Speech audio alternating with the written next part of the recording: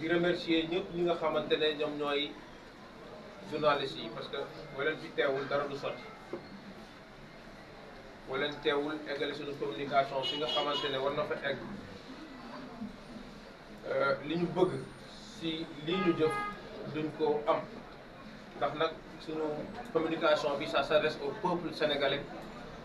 au peuple de Dakar mais nag au peuple des Parcelles Assainies en particulier bi nga xamante ne ki nga xamante ne moo ñu boole si table bi boole ñu si clé bi mooy suñu candidat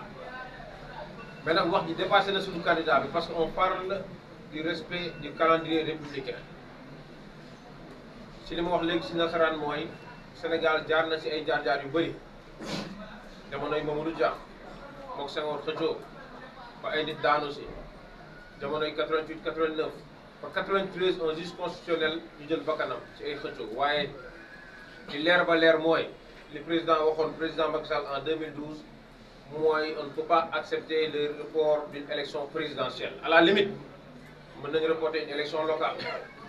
mën nañu reporter une élection législative mais reporter élection présidentielle ce serait une première. Maintenant lan moo war a tax ñu war a reporter élection yi c'est ça la question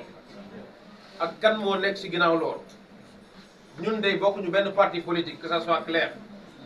mais nag ay électeurs lañ ay citoyens lañ comme mbir mi commencé na jaxasoo suñu xel dañuy alerter le président de la république li nga def baax na jàmbaar nga am na lu si gën a baax am na lu si yoo xamante ne nit ñi sooxaale côté bonne gouvernance mais président de la république ngel la ñi nga xamante ne ñoo yaakaar ne boo demee seen àdduna yàqu parce que politique mooy seen métier ngel la buñ la dugal si loo xamante ne Sénégal dinañ la si jéppi am nga gàcce ngaa laama ndaw ñi kontaan nañu gis nañ liggéey même bu fekkee am na loo xamante ne bëgg nañ candidat Amadou Ba bu nekkee président mu ñëw andi ko muy sa politique mu assé ko si jeunesse bi kon nag président Macky Sall ñun say rak ñun say doom ñun ñi nga xamante ne yow yaay suñu président ba le 25 février ñoo lay ñaan ngel la minorité de politiciens boobu noonu nga xamante ne ñoo bokk ak yow parti te ànduñu si nga dem ndax nag tubaab li mu wax mooy les hommes passent les institutions demeurent Sénégal benn bopp la kenn mënu ko xar ñaar moom moo tax ñun tey ñu toog fii dajale suñu mbooloo te di wax ne pare nañ nag pour jóg pour waxtaan ak citoyens yi wax leen ne lii buñ ko seetaanee ce sera un précédent dangereux parce que nag ñi def politique bëriwuñu si réew mi mais ñu ngi bëgg a moom nit ñi am na ñoo xamante ne politique ñu ngi toog seen kër mais 100 000 personnes matuñu ko sax bëgg a comploter sur le dos de la République def coup d'état institutionnel accuser ay juges constitutionnels c'est catastrophique te loolu sénégalais waruñu ko nangu lii dépassé na Amadou Ba dépassé na yeneen candidats yi dépassé na Karim Wade Sénégal la ñu bëgg a mettre à genoux si tënk loolu moo doon raison conférence de presse bi bu ma fàttee rek ñi nga xamante ne ñooy sama naataanoo te ñu bokk même gis-gis bi muy waa CLE ñu xam ne on restera debout pour dire que non au report de l'élection présidentielle et respectons le calendrier républicain et vive la République ñu ngi leen di sant di leen gërëm jërëjëf. ñun ñi nga xamante ne ñoo constitué cette plateforme là on n'est pas de l'APR. APR c'est un parti comme PDS ñu nekkee parti mais ñun on est un groupe bi nga xamante ne dañu booloo nekk ay sénégalais kenn bokkul benn parti ñu tànn benn candidat muy Amadou Ba loolu moo ñu boole fii.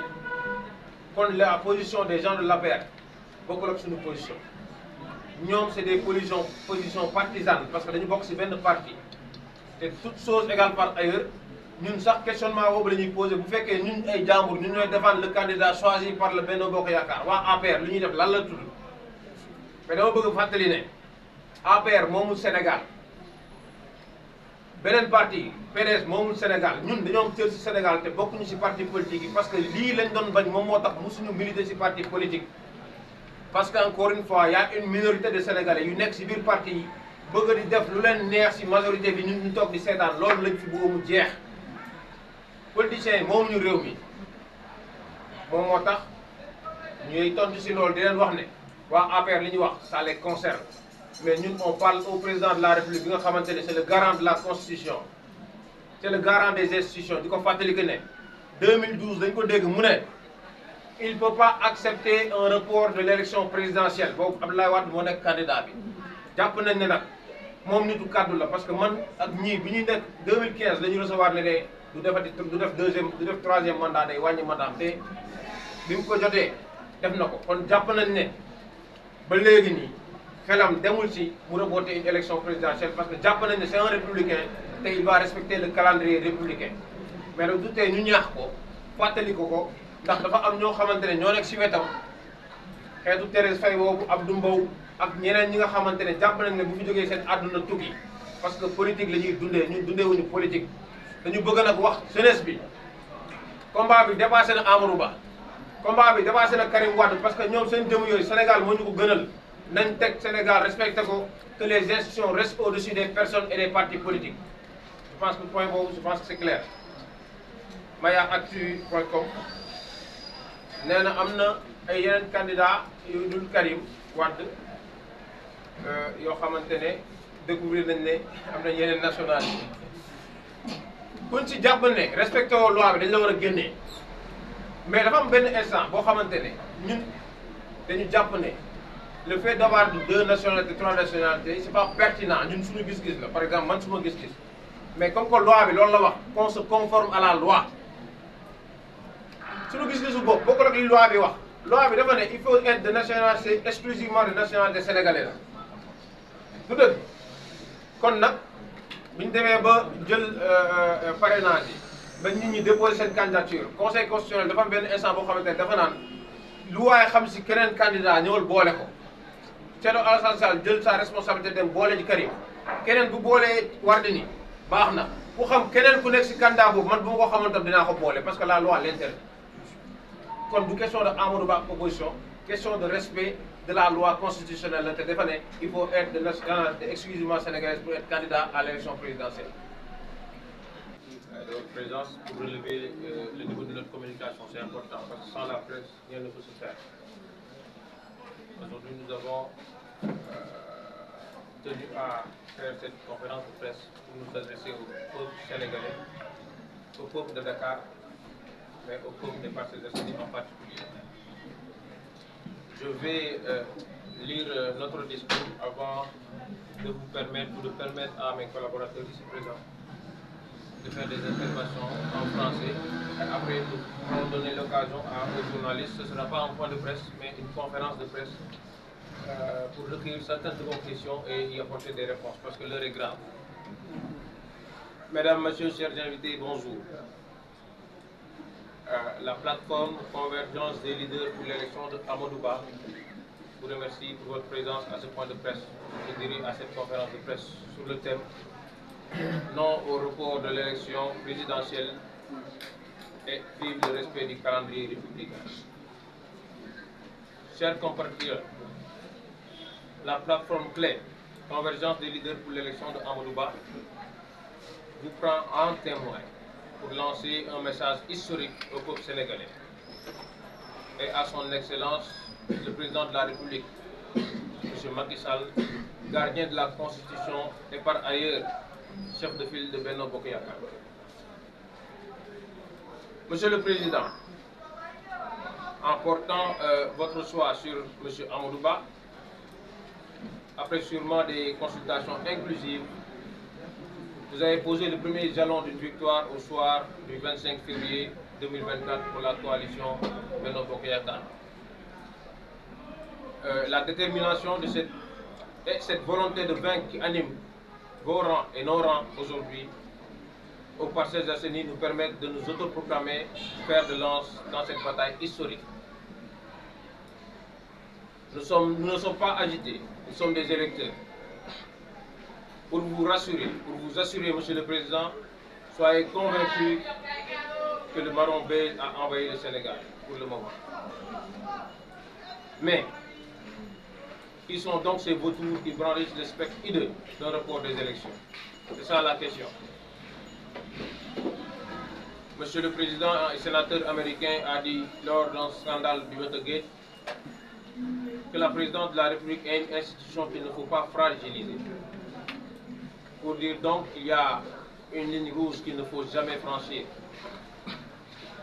Toujours chez les Américains et à une autre époque,